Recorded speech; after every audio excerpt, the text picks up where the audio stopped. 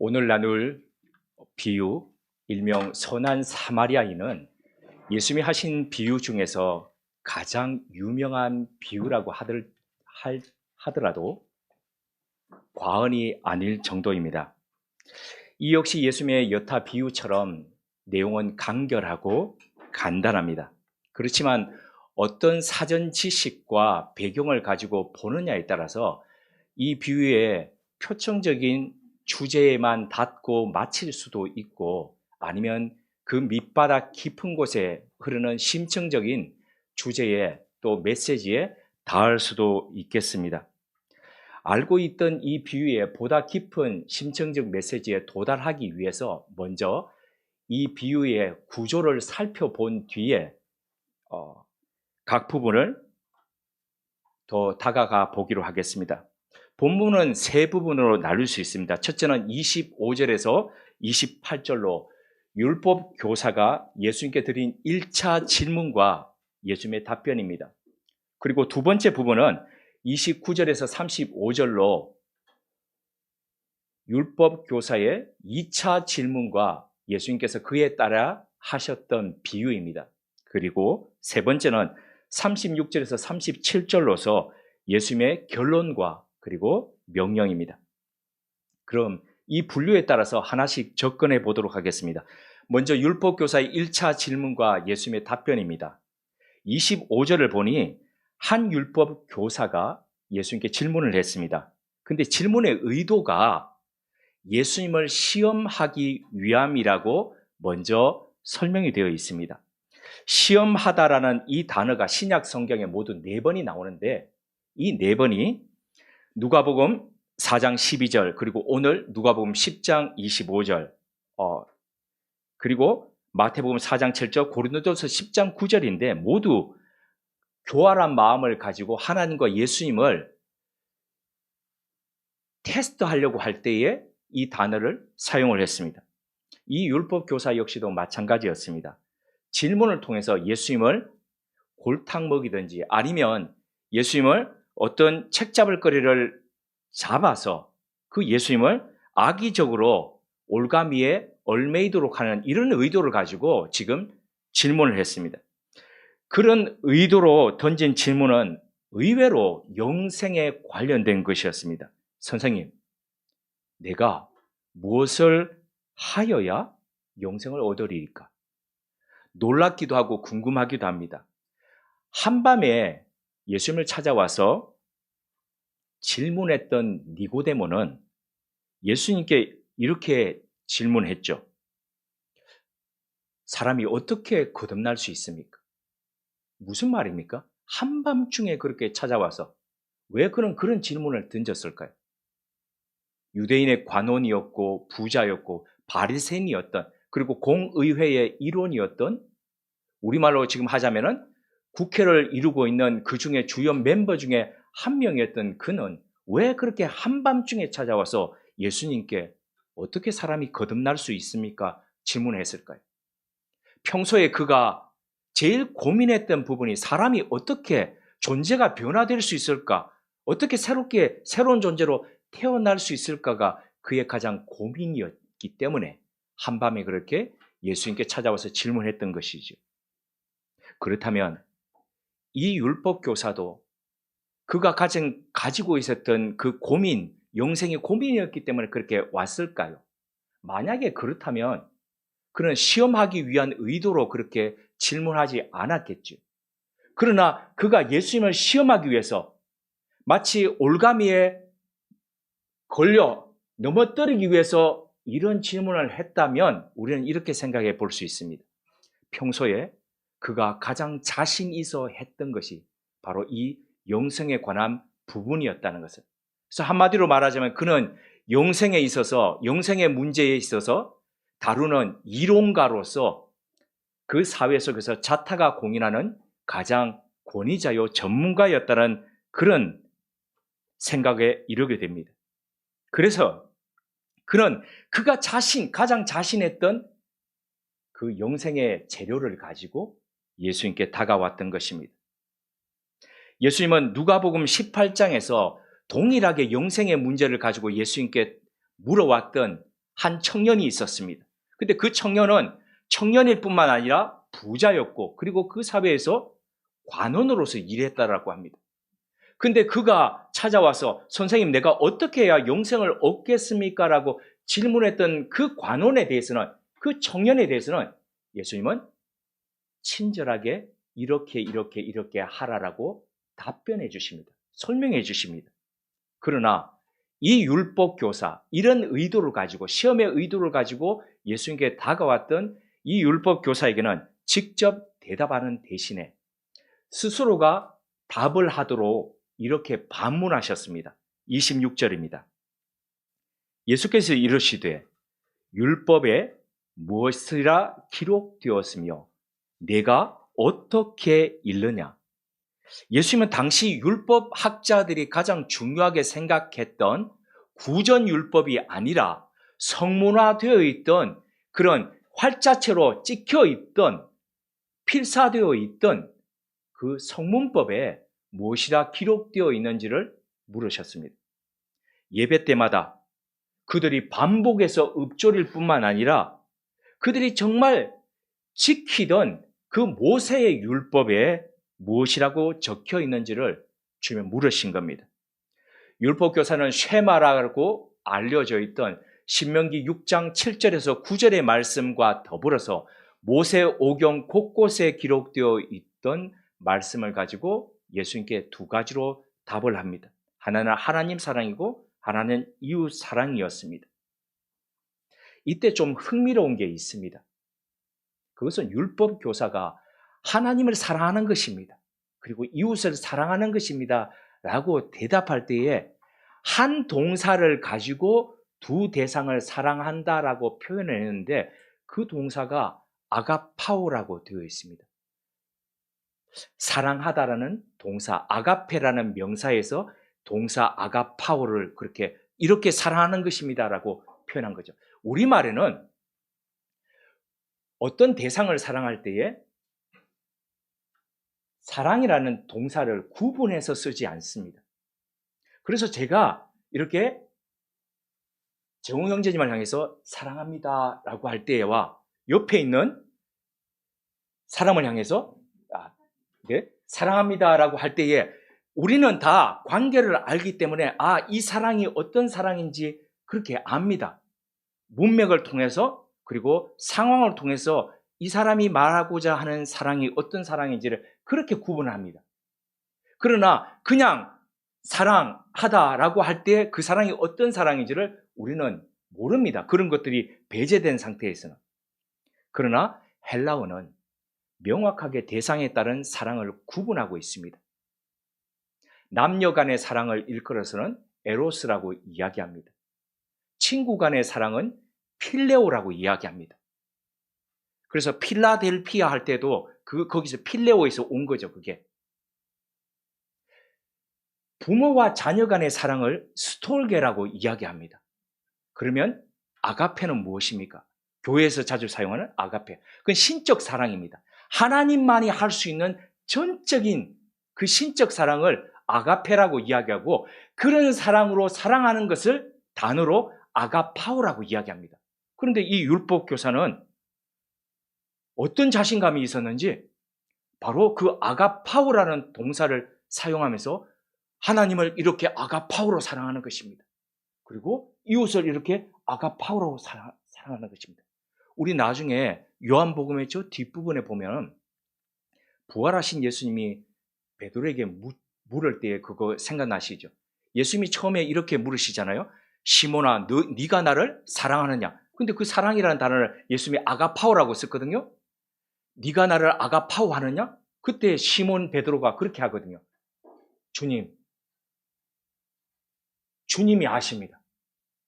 자기는 그러면서 이렇게 이야기하거든요. 당신을 필레오 합니다. 이렇게 얘기합니다.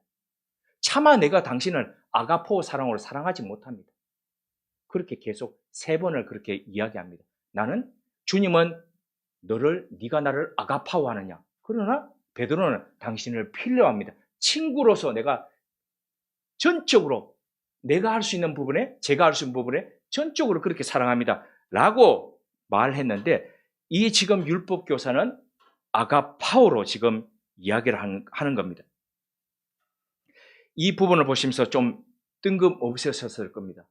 어떻게 사람이 이렇게 사람으로서 도달할 수도 없고 흉내낼 수도 없는 이 아가페의 사랑으로 하나님을 사랑하고 이웃을 사랑한다는 거지? 그래서 영생의 길이 그렇게 주어진다는 거지? 율법 교사의 대답을 들으면서 예수님은 단호하게 이렇게 말씀하셨습니다. 28절입니다. 예수께서 이르시되 내 대답이 옳도다. 이를 행하라. 그러면 살리라. 자, 그런데 우리가 이런 단어를 생각한다면 이 행하는 것이 우리의 인간의 의로서 우리의 행위로서 이게 가능하겠습니까? 가능하지 않죠. 가능하지 않다는 것을 알면 우리는 그러면 어떻게 내가 반응해야 될까? 그 말씀에 이렇게 너도 행하라라고 하실 때에 반응해야 될까 생각하면 그 반응이 달라질 수밖에 없습니다. 이 율법 교사는 말로만 하고 입으로 율법을 외우고 그리고 되뇌이면서 그렇게 살았습니다. 그런데 이렇게 살라라고 할 때에 살 수 없는 존재임을 깨달아야 되는데 그렇게 깨닫지 못했습니다. 예수님은 네가 이렇게 행하라는 동사를 현재 명령법 동사로 쓰셨습니다. 이 현재 명령법 동사라는 것은 지속적으로 반복해야 된다는 것입니다. 그 지속적인 반복을 통해서 네가 영생에 이를 수 있다. 이 말씀을 하셨는데 그런데 말씀드렸듯이 이게 우리 힘으로 가능하지 않습니다. 이 율법 교사는 자기를 되돌려서 주님 앞에 내가 가능하지 않습니다라고 반응하는 대신에 더 어긋나서 이렇게 질문합니다. 29절 하반절입니다. 그러면 내 이웃이 누구입니까? 이 부분에도 설명이 되어 있는데 왜 이 사람이 이런 질문을 했습니까? 자기를 옳게 보이려고. 자, 지금 영생을 얻는 길에 이 사람이 두 가지가 있는데 그 두 가지는 누구를 사랑하는 것이라고 이야기했습니까? 하나님 사랑과 이웃 사랑입니다. 그런데 자기를 옳게 보이려고 지금 어떤 질문을 했냐면 이 두 가지 중에 내 이웃이 누구입니까? 라고 대답한 겁니다. 무슨 의도가 포함되어 있냐면 하나님 사랑하는 것은 내가 자신이 있습니다. 이거는 뭐 남들도 다 아는 거고요. 그런데 이웃 사랑하는 거 이것도 지금 자기를 돋보이게 하려고 그러는 거죠. 이것도 내가 대놓고 꺼내보면 누구보다도 내가 이웃 사랑은 잘 해왔습니다. 이걸 지금 이야기하고 싶은 거죠. 그런 의미에서 꺼내서 내보이고 싶을 만큼 이웃 사랑에도 자신이 있어서 이웃 누군지 말해보십시오. 내가 그들 다 사랑했습니다. 이 말 지금 하고 싶은 겁니다. 당시 유태인들은 모세 율법을 근거로 해서 613가지의 하라 하지 말라는 명령을 세 분에서 나눴습니다. 일상생활 중에서 248가지에 대해서 하라라는 명령으로 나누고 365가지, 그러니까 1년 생각하시면 됩니다. 거기에 대해서 365가지에 하지 말라는 금지 명령으로 세분화시켰습니다. 총 613가지입니다. 그래서 이 613가지에 하라 하지 말라만 지키더라도 그 사회 속에서 정말 율법을 신실하게 지키는 사람, 그런 사람으로서 추앙받고 신앙심이 돈독한 사람으로서 그렇게 인정받았습니다.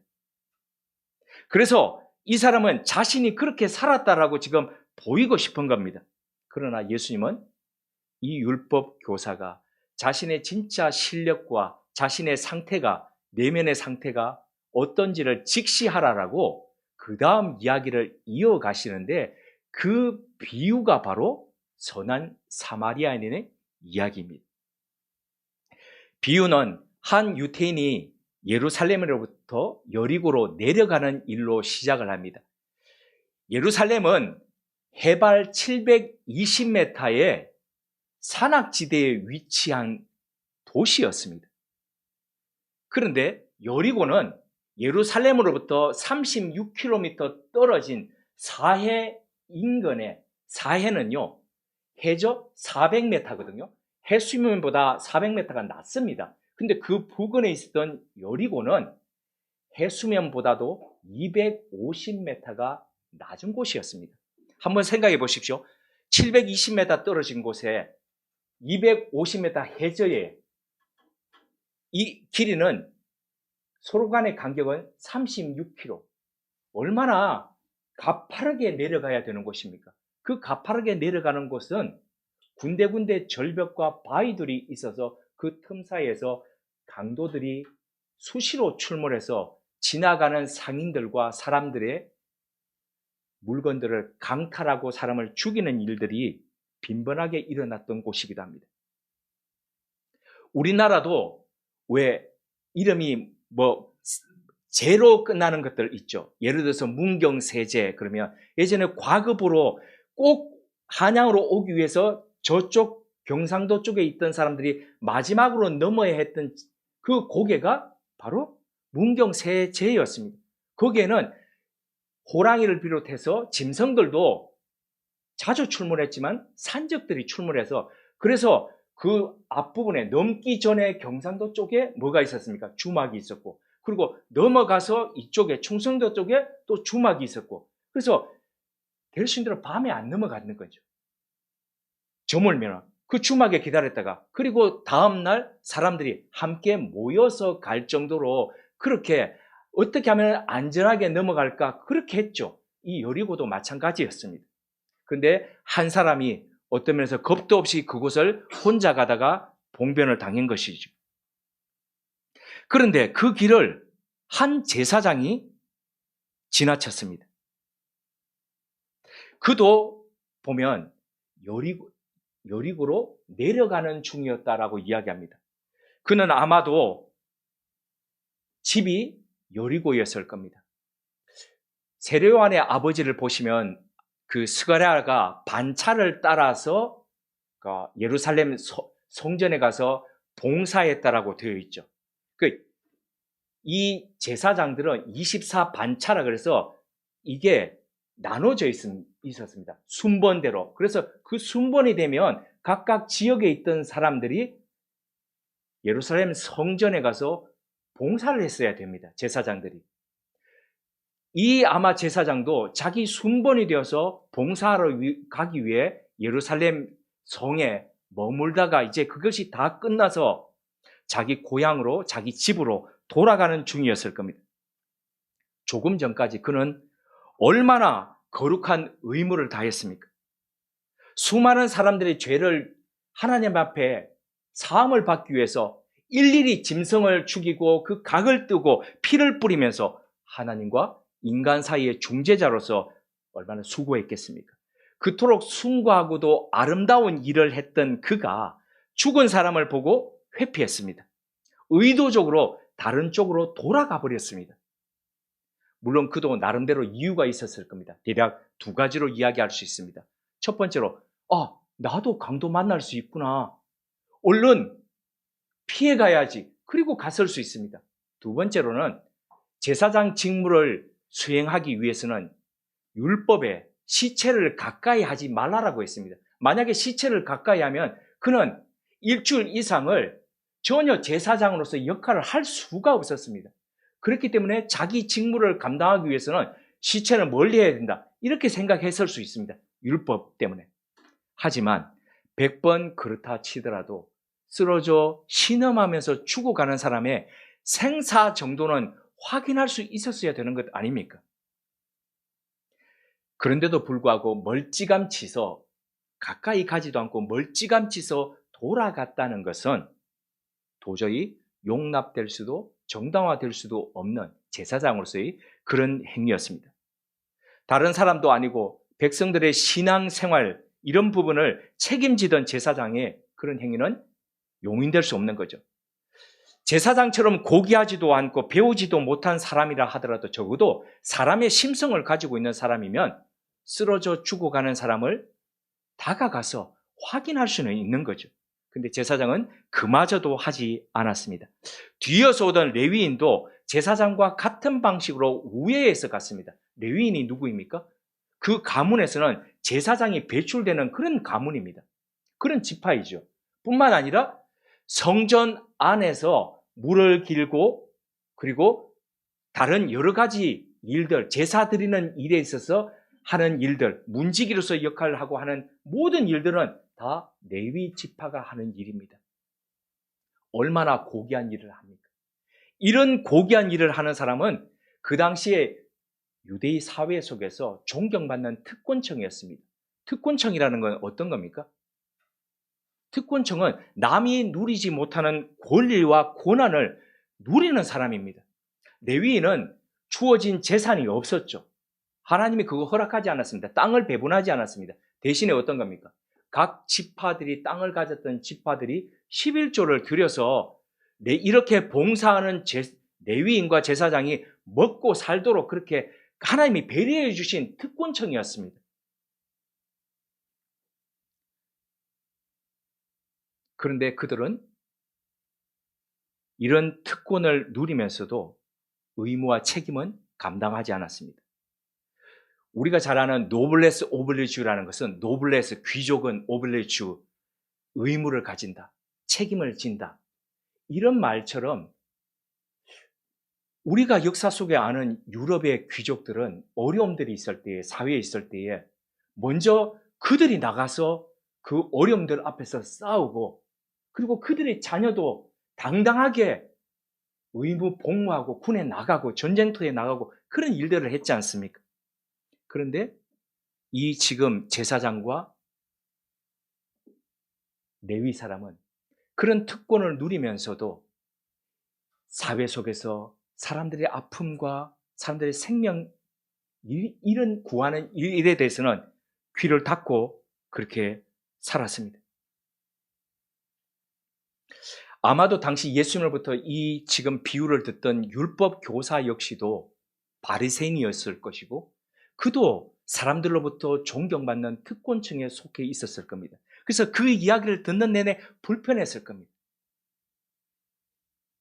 평소 하나님을 사랑하라고 사람들에게 설파하고 이웃 사랑을 되뇌이던 이 종교 특권층 사람이 외면하고 다들 떠나버립니다. 불쌍히 여기고 사람을 도와주지 않습니다. 그런데 어이없게도 그들이 다 외면하고 갔던 사람을 다가가서 살리고 도와준 사람은 누구입니까? 그들이 평소에 인간같이 생각하지 않던 사마리아인이었습니다. 사마리아인은 기원전 722년에 아시리아 제국의 침략을 받아서 멸망한 이후에 이 아시리아 제국이 지금까지 지구상에 존재했던 제국들 중에서 가장 사악하고 악독했던 식민 정책을 펼쳤었거든요.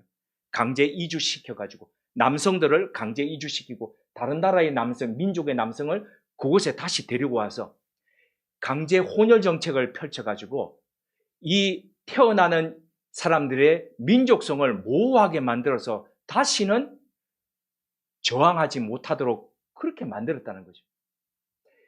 이런 속에서 태어나고 그리고 바알 신앙을 받아들임으로써 민족이 여호와 신앙 이런 부분에서는 멀리 떨어진 상태에서 유대민족 같기도 하고 아닌 것 같기도 한 그런 민족이 태어났다는 거죠. 유대인의 입장에서 볼 때는 이것은 우리 민족 같기도 하고 아닌 것 같기도 한 이런 모호성을 가진 한편으로 좋은 말로 표현해서 혼혈 그러지만은 이들은 매우 인간 같지 않게 그렇게 다른 민족보다도 더 미워하면서 더 멸시하면서 그렇게 살았다는 거죠. 이런 역사 속에서 차별과 질시를 받았던 이 사마리아인은 유대인에 대해서 증오심을 가질 수 있었습니다. 그렇다면 그렇게 강도 만나 죽어가던 그 사람에 대해서 그는 도와줄 의무와 책임이 없었습니다. 악을 악으로 되갚을 수 있었습니다. 그러나 그는 그렇게 하지 않았습니다. 악을 선으로 그렇게 되돌려 주었습니다. 이 유태인들이 사마리아인들을 얼마나 싫어하고 미워했냐면은 예루살렘에서부터 북쪽으로 갈릴리로 올라가기 위해서 사마리아를 그대로 통과하면 최단거리였습니다. 그런데 그들은 그렇게 사마리아를 통해서 갈릴리로 올라가지 않았습니다.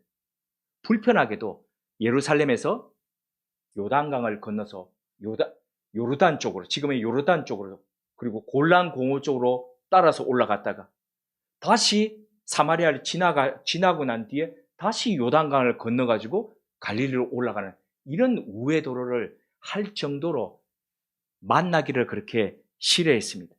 거의 개 취급했다라고 보시면 되겠습니다. 성경에서 개라고 그러면은 아주 멸시하는 족이지 않습니까? 자, 이런 취급을 유태인으로 받았던 이 사마리아인은 자신이 가졌던 응급처치약이었던 당시의 여행자들의 응급처치약이었던 올리브유와 그리고 포도주를 꺼내서 그의 상처에 붓고 치유해 줍니다. 그리고 자신이 가지고 있던 헝겊을 찢어서 그의 상처를 싸매주고 그리고 자기 나귀에 태워가지고 여관으로 데려갑니다. 그리고 밤새 그를 간호합니다. 다음날 그의 가야 될 목적지가 있었기 때문에 그는 그 당시 노동자의 이틀치 임금이자 여행 투숙비로서 한 보름이나 길게는 한 달치 해당되는 2데나리온을 그에게 여관 주인에게 주면서 그가 올 때까지 잘 보살펴 달라라는 말을 하고 난 뒤에 그는 갑니다. 그리고 그가 다시 되돌아올 때에 만약에 간호비가 더 들었으면 그 자신이 갚아주겠다고 그렇게 이야기하고 갑니다. 이게 우리가 알고 있던 비유의 이야기입니다. 이 선한 사마리아인 비유를 마치면서 예수님은 율법교사에게 이렇게 물으셨습니다. 36절입니다. 당신 생각엔 이 세 사람 중에 누가 강도 만난 사람의 이웃이 되었는가? 예수님의 질문의 요지는 제사장과 레위인 그리고 사마리아인 중에서 누가 강도 만난 사람의 이웃이 되어 주었는가를 물으셨습니다. 자, 이 율법교사는 예수님에게 어떻게 물었습니까? 누가 내 이웃입니까? 라고 물었습니다. 그런데 예수님은 그 질문을 다시 바꾸어서 누가 이웃이 되어 주었는가? 이렇게 말씀하셨습니다. 이 질문 속엔 나의 이웃이 누구인지를 따지면서 경계 짓고 그리고 분류할 생각을 하지 마라. 오히려 당신의 도움을 필요로 하는 사람, 그 사람에게 네가 이웃이 되어주는 그런 삶을 살라라고 그렇게 이야기하셨습니다. 이 말씀은 결국 이웃을 결정하는 주체는 네가 아니라 바로 도움이 필요한 그 사람이다라고 말씀하신 거죠. 누가 강도 만난 사람의 이웃이 되어 주었는가라는 이 예수님의 질문에 율법교사는 차마 대답할 수가 없었습니다. 대답하지 않았습니다. 대신에 자비를 베푼 자입니다라고 이렇게 그냥 분명히 사마리아인인데 자비를 베푼 자입니다. 차마 그 이름은 그가 말하지 않았습니다. 그의 속에는 이 이야기를 듣고도 그것도 예수님으로부터 직접 듣고도 그가 쳐놓았던 경계선, 인종의 그 제한과 배타적인 태도를 넘어서지를 못한 겁니다.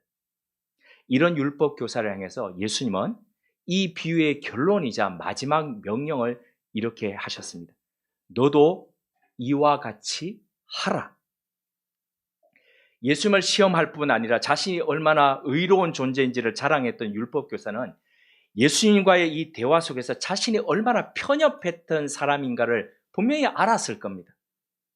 자신이 의라고 생각했던 그 행함이라는 것이 의라고 생각했던 이것이 행함이라는 것과 전혀 관계없는 그냥 지식으로만 생각했던 것이구나. 이것을 분명히 깨달았을 겁니다.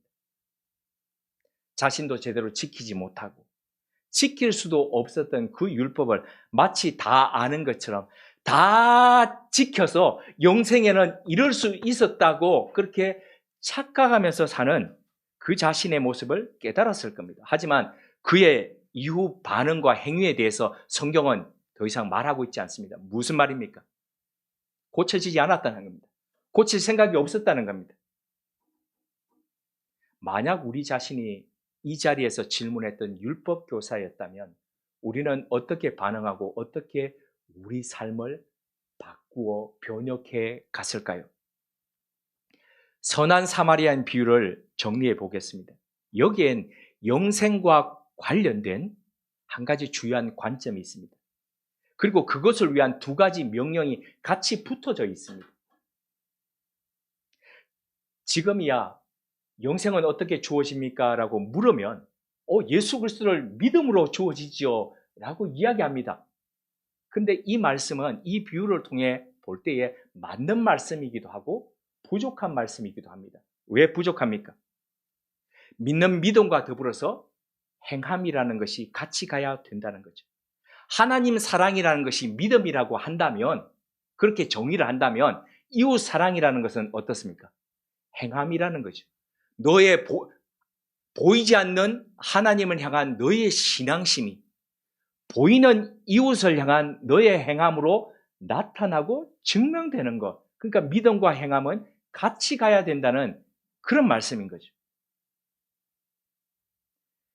종교 사회 속에서 가장 최우선하는 게 뭘까요? 사람 사랑일까요? 아닙니다. 종교 사회 속에서 가장 최우선시 되었던 것은 당연히 신을 향한 사랑이죠. 신을 향해서 어떻게 내 사랑을 표현할까, 내 신앙심을 표현할까, 이게 최우선입니다. 그러니까 너의 마음을 다하고 목숨을 다하고 온 힘을 다하여서 주 너의 하나님을 사랑하라라고 신명기서에서 그렇게 이야기하는 거죠.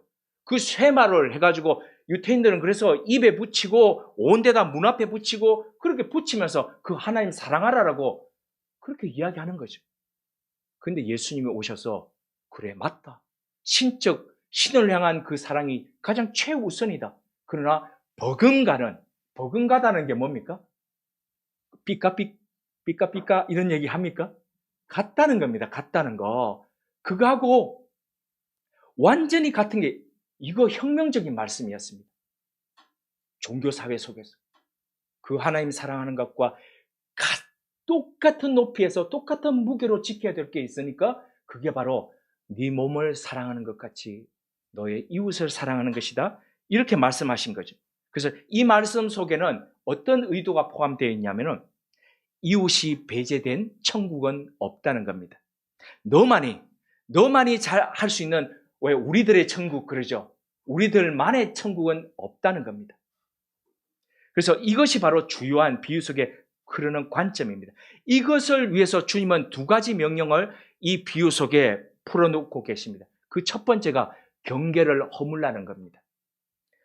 1633년에 렘브란트는 두 가지 그림을 그립니다. 한 주제를 가지고. 그게 바로 누가복음 10장에 있는 선한 사마리아인의 비유입니다. 한 그림은 대생으로 그리고 한 그림은 유화로 그립니다. 똑같은 주제인데 이 구도가 서로 반대로 보이는데 설교를 마치고 난 뒤에 제가 그 그림은 나중에 우리 올려놓도록 하겠습니다.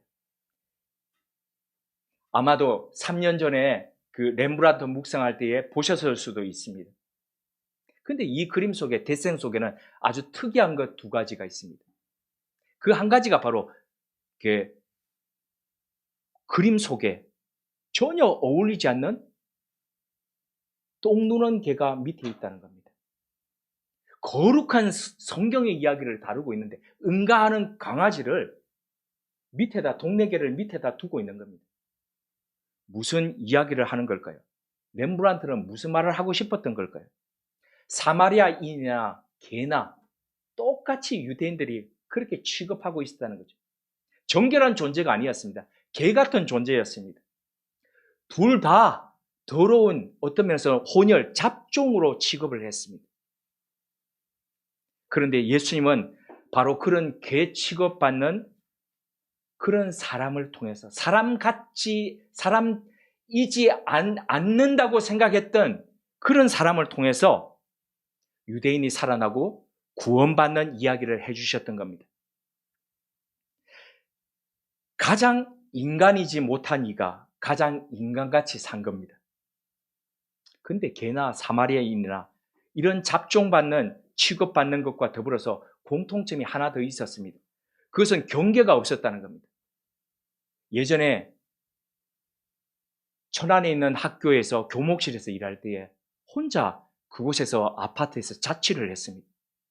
근데 누가 강아지 한 마리를 주셔서 그 강아지를 거기다 키우면서 갔다가 퇴근하면 강아지를 같이 시간을 보내고 이렇게 했는데 갔다 오면 강아지는 한 15군데에 다 응가를 해놓습니다. 거실, 주방, 방 가리지 않고 열린 문은 다 들어가서 응가를 해놓습니다. 갔다 오면 그걸 다 청소하고 칙칙칙 뿌리고, 그리고 강아지 딱 목을 잡고 목줄을 잡고 와가지고 화장실에 신문지를 펴놓고 이야기를 합니다. 여기다 넣어야 돼. 여기다 넣어야 돼. 다음날 또 갔다 오면 또 여전히 15군데를 그렇게 놓아둡니다.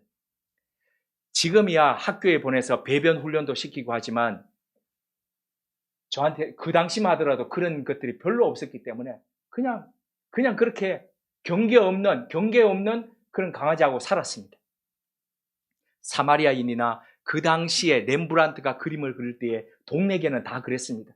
지 누고 싶은데 누고, 가고 싶은데 가고.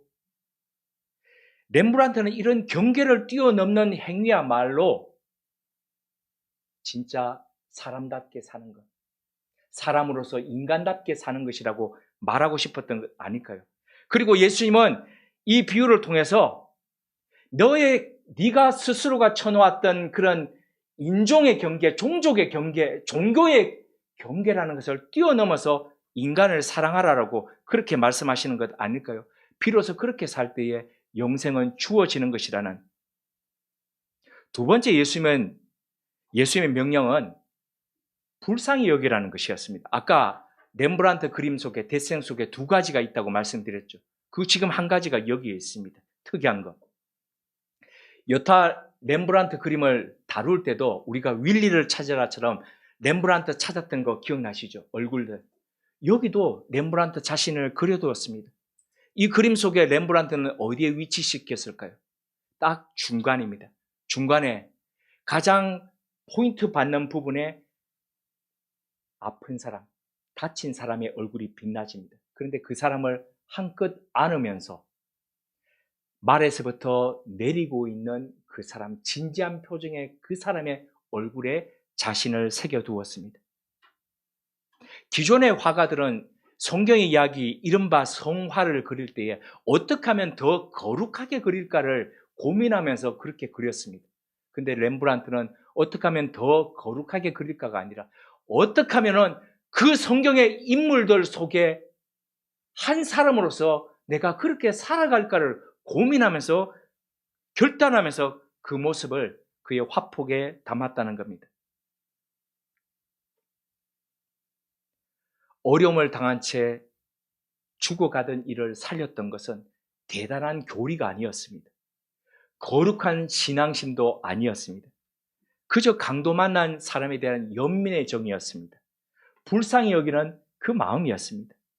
어쩌면 나도 강도 당할 수 있다는 이 마음은 얼른 도망쳐서 갈 수도 있지만 언젠가 나도 당할 때에 누군가에게 도움을 구할 때에 나도 누군가가 도와주기를 원하지 않겠냐는 그런 마음으로 다가가서 인간은 구할 수 있다는 거죠.